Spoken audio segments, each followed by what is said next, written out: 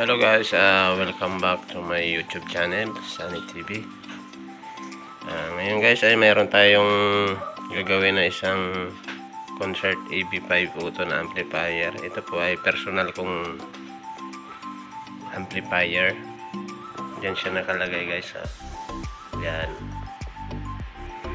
So, bali ang common problem nito guys is nagraratil yung relay niya. Pero okay to, gumagana. Pag sinetson mo siya, rattle tapos then on, okay na siya. Kaso pangit naman yung ganong ano. So try natin guys, saksak natin. So yan, plug in. So yan, power on natin guys.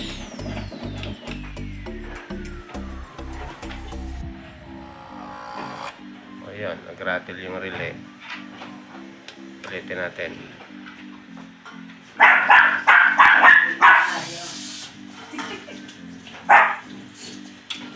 At wala yung ano.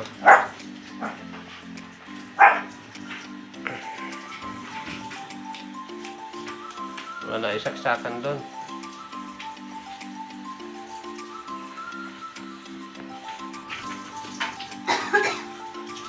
Ayan, power on natin.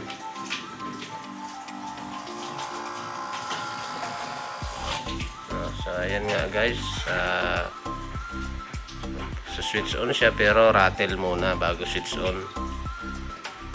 So ayan, tinanggal ko na yung screw nito guys.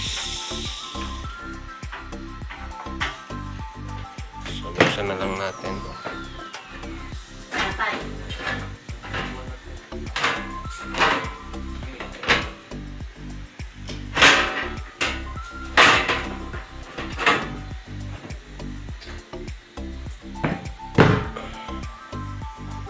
So ayan guys, madumi yung ano natin, yung board. So linisan muna natin to guys bago natin troubleshoot dyan yung ano, yung mainboard. So okay guys, pass ko muna to guys.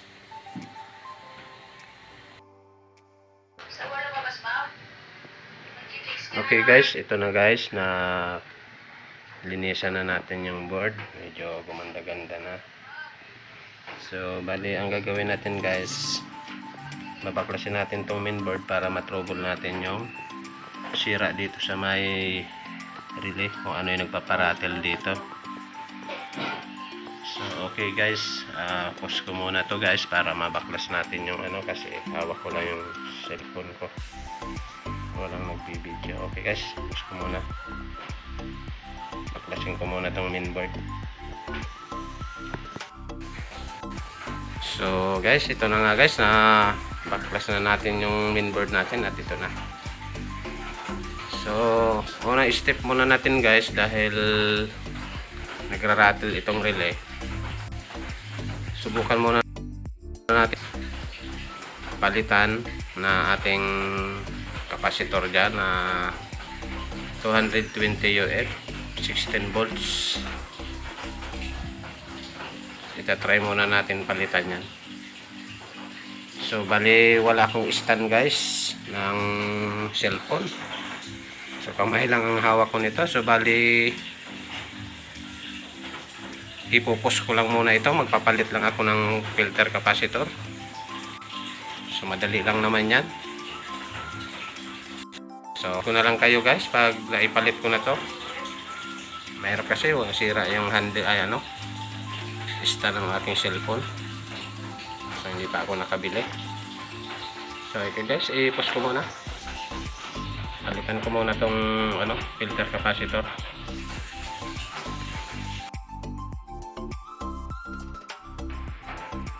So guys, ito na, update tayo sa ginagawa nating amplifier. So bali, napalitan ko na guys yung filter capacitor dyan. So bali, dinamay ko na rin guys yung ano, yung tatlong resistor dyan na 3.3K saka 22K at saka yung tatlong drive. Ayan sila guys, yung pinalitan ko. So yun lang guys. So try na natin to i-assemble kung magra-rattle pa ba yung relay. So okay guys, pause ko muna guys.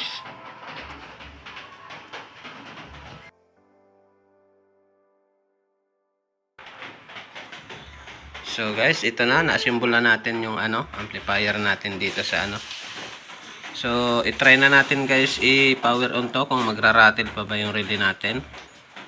So dinag-in ko na guys. Ayan na, naka-plug in na. So power on natin. Tutukan natin yung relay kung magra-rattle pa. Ayan, umikot na yung blower. So ayun, nag-switch on na. So guys, wala nang rattle guys. So yun lang pala ang problema. Palitan tayo ng capacitor at saka tatlong drive, saka ayan guys, yung tatlong resistor, may kalawang na kasi yan. Filter capacitor, itong drive isa, saka yung dalawa doon. Bali tatlo. At pinalitan natin. So guys, okay na to. Tatakpan ko na tong amplifier guys at i-assemble ko na sa lagayan. So okay guys, update ko lang kayo guys. So hanggang dito na lang. Okay guys, mamaya sound check natin. Okay, pause ko lang to guys. So guys, ito na guys yung amplifier natin guys. Na-assemble ko na. Testing na lang natin guys. So ayan, i-power on na natin guys kung magkakaroon pa ng rattle. So dati pag pinower on ko to ay umuugong yung speaker. So ayan, power on na natin. So ayan, wala na. So may input na yan guys. Ayan. Ayan. So hihitan na lang natin.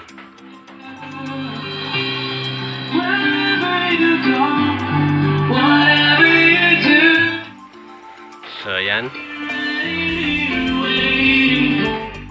So hindi natin pili steady sounds, baka copyright tayo.